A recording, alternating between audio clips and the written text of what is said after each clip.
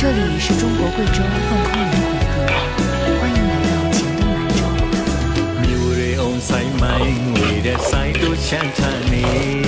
မြေပြန်ကတူအချောင်းလာရောက်လာတယ်ပါကလေးမမတင်မခုဒီယိုချစ်စရာကောင်းသူရဲ့အသားကလေးနှုတ်ပြုံညိုကြောင်မို့ဆိုင်ရဲ့ချစ်ရင်ကိုလုံနိုးခဲ့သိချစ်လို့တော့လေကိုတကယ်ဖွင့်ပြောရမှာပဲဆိုင်ချစ်တဲ့မြေပြန်ကချစ်သူရဲ့ချမ်းသာလေးတွေသိနေချစ်တဲ့ကြောင်ပြောမယ်ဟောက်ဟတ်ဆူလို့ပြောရင်ဟောက်ក៏ဟတ်ဆူလို့ပြန်ပြောခွဲမြေပြန်ကနေရောက်လာတဲ့ချီ